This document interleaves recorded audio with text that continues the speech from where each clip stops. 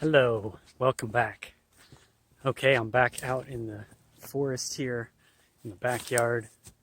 Some animals running around, and I am ready to collect another attempt at a bonsai, the raw material Yamadori from the forest. And today's collection will be this little holly bush right here. So holly is a invasive plant here. It's not a native, and it's grows like a weed.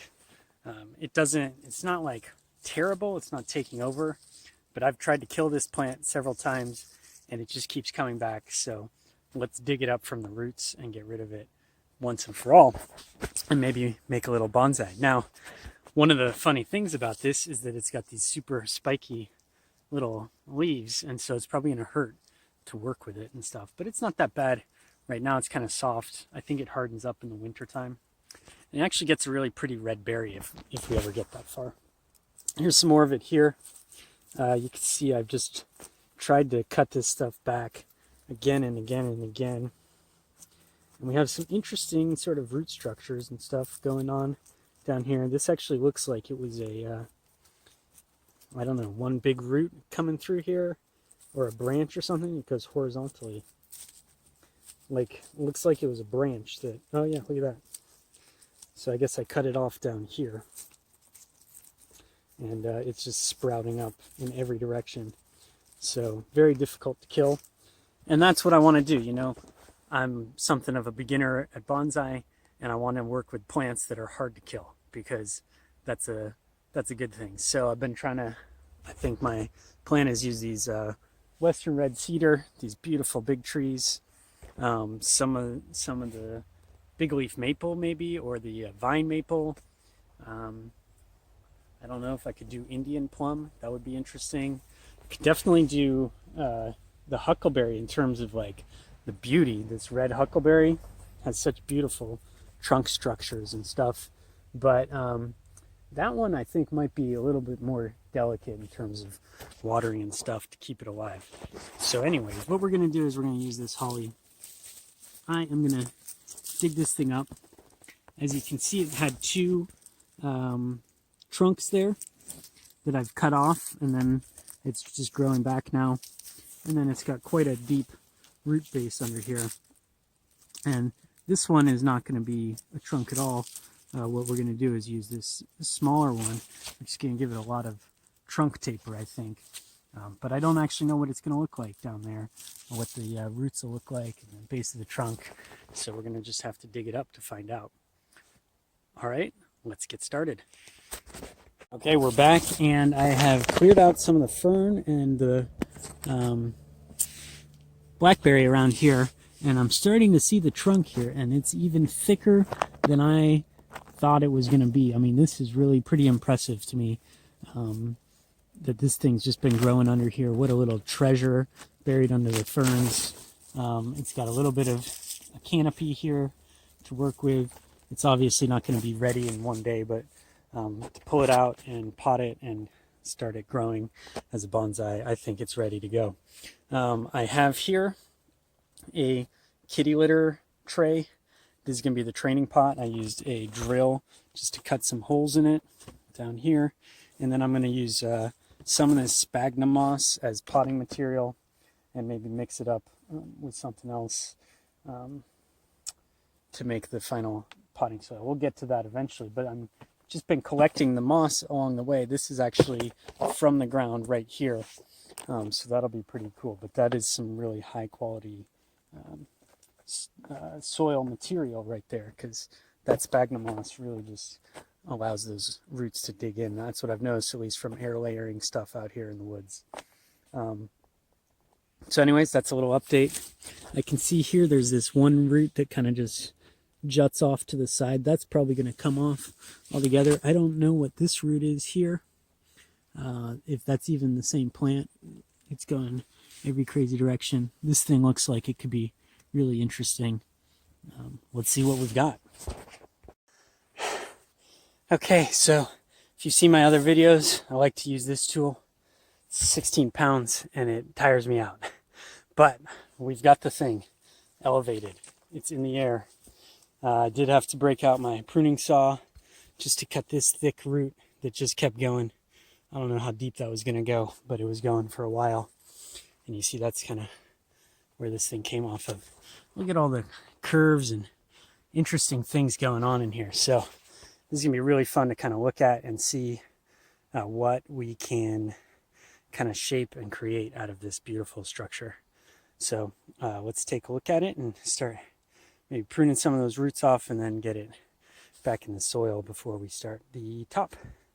Let's do it. Okay, so a lot of those roots that were in there were actually some cedar roots in that root ball. And when I took out all the roots, you can see the roots that weren't holly. You see there wasn't much left. Not a lot of these really thin roots.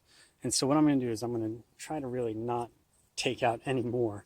And hopefully there's just enough energy and vitality back in this thick root structure that it's going to survive somehow.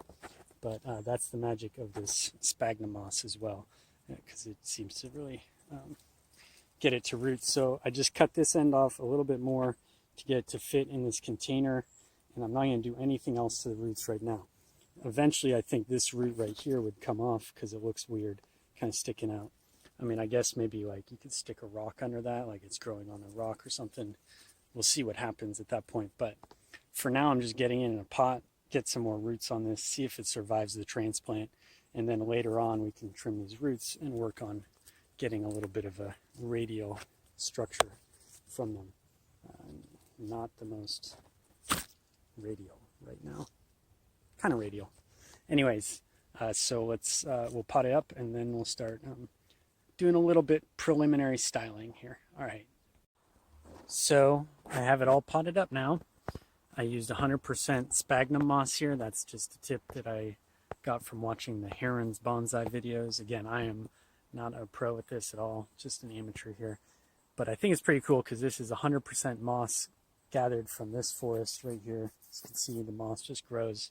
This isn't really, you can't actually get that off, but some of it's just nice and stringy and stuff.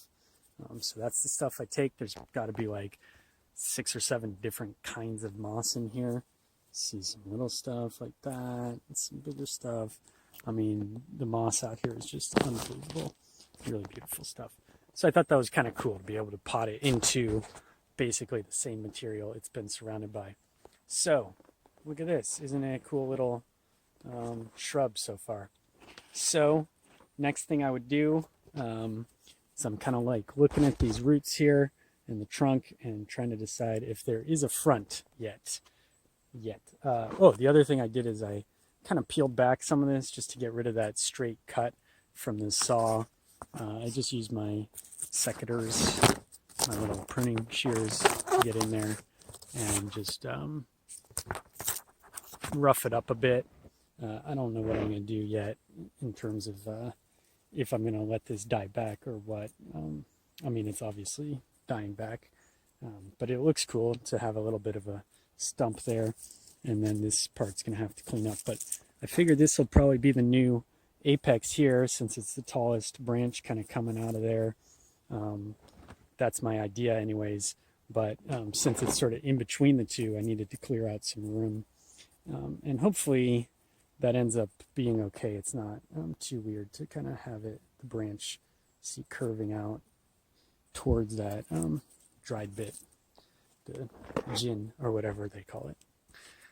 Again, apologize for being a total amateur here.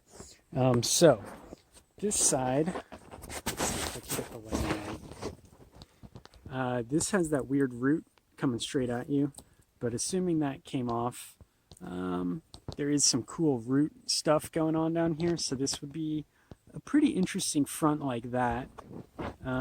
As you move around, then you know you definitely have this nice root thing, but this thing's right in the middle, so I'm not sure how that would work. Again, it's in the middle, it's in the middle. So now it's kind of coming out the other side.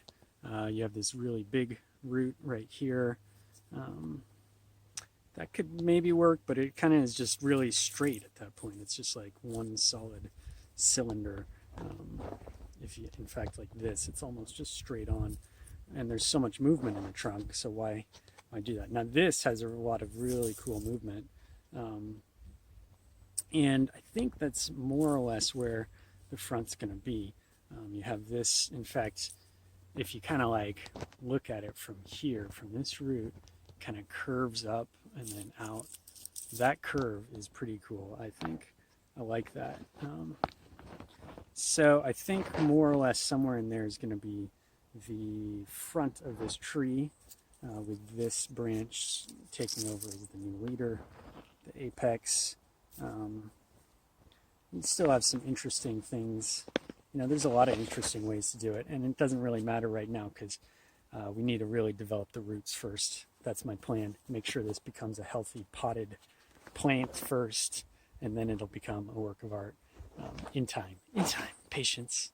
But I think what I'm going to do now is I'm just going to kind of cut this down into a cone shape, like I see, like I do Peter Chan on Heron's Bonsai. Kind of get that apex conical triangular shape going first, and then I think I will probably choose some of these branches and even wire them up a bit to start training them, and then hopefully pruning these back, we're going to get some kind of bud development lower down, assuming this thing grows. It's late summer, which is probably not the best time to be doing this because it'll go dormant in a couple months most likely, but hopefully it'll kind of keep spreading those roots. We'll see what happens. If it dies, hey, you know, it was another experiment, and thank you for joining me on this experiment. Let's do a little bit of shaping. So here you go. I've shaped that apex here. I've decided I'm not really going to wire or train any of these branches right now. I don't know if that's a good decision or not. In fact, if you want, leave me a comment. Let me know what you think. But basically, I think a lot of these branches are going to come off eventually anyways. If this is the front, then I probably don't want this one coming right out in front. And I don't want this one that's kind of in the, right in that beautiful curve that I wanted to highlight. I don't want this root. I don't want this branch. I want it to just be this beautiful curve. So this branch is going to go, this branch is going to go, but that's too much to take off right now, I think. I want to make sure it survives. These three at the top might be good branches up here. And then this cute little one might make a good sort of counterbalance to all this weight over here. And there's a tiny bud down there. So I'm just going to let it grow and see what happens. Hopefully with some time and some growth, we'll get a lot of side buds and side shoots, and it'll bush out a little bit. That's what I'm hoping anyways. So I guess we'll pick back up probably next spring or summer as it starts to fill in, and we'll do another trim then. See you then.